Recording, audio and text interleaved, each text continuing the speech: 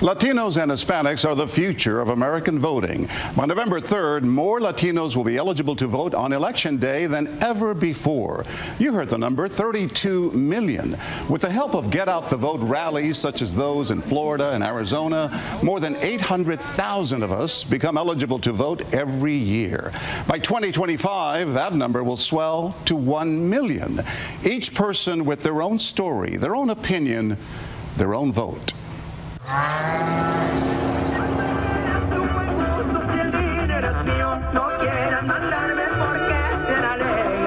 an American of Mexican descent.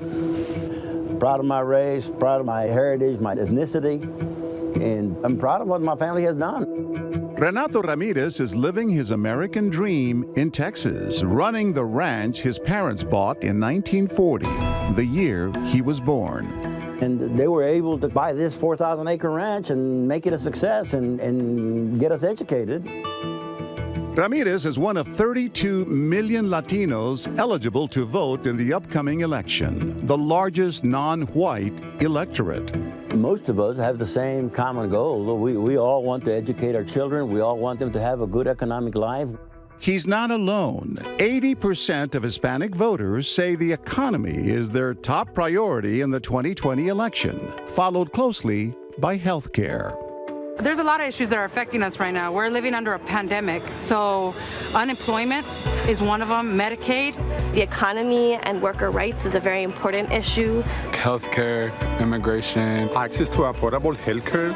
Healthcare is really important to me because my dad actually was sick when he was undocumented and couldn't get any sort of healthcare. The old neighborhood. I love this place. Welcome back. Back in my hometown of San Antonio, I sat down with the most visible Latino face on the campaign trail this year, Julian Castro. The issues that matter to the Hispanic community are the issues that matter to all Americans, right? Castro was the only Latino to run for president in 2020. His campaign ran on progressive policies like Medicare for all and raising the minimum wage. Companies across the United States are making more and more profit, but not passing that down to the people that make that profit for them. His presidential bid failed, but those policies proved popular with many Latino voters.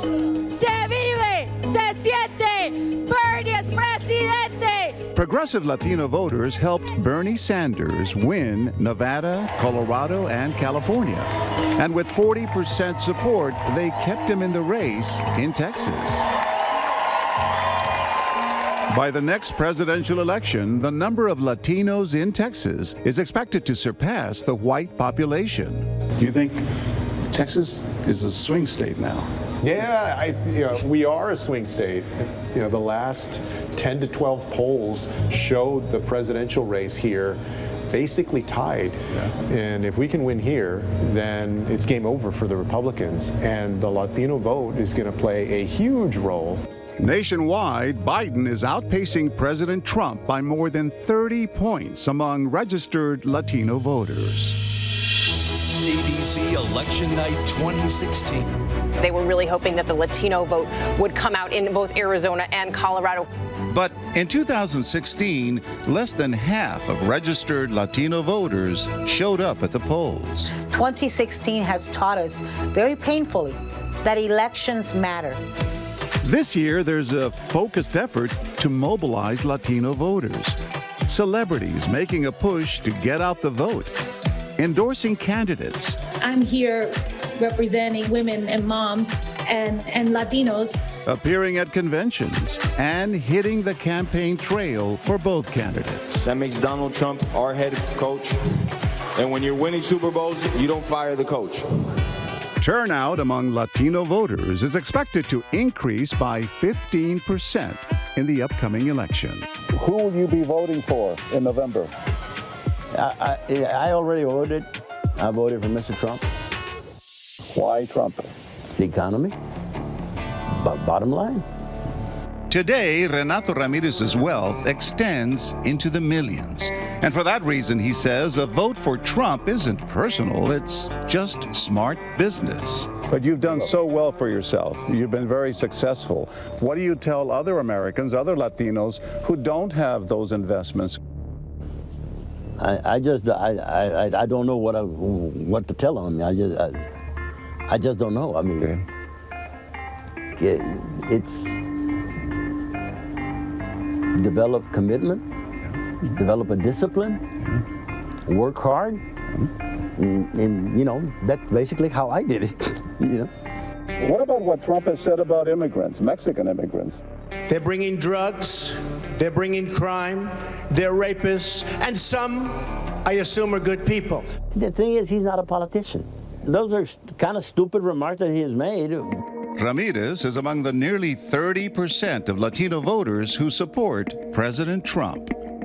A lot of Latino supporters are not understanding the impact that Trump has on the Latino population. Sema Hernandez is a political activist and the mother of 4. She ran for Senate against Beto O'Rourke in 2018. Before I started running for office, I was coaching Little League Baseball and breastfeeding my baby in the dugout. I don't see any men that are doing things that women are doing, especially women of color. She spent just $4,000 on her campaign, but gained nearly 25% of the vote. I outperformed in places where most Democrats don't perform very well.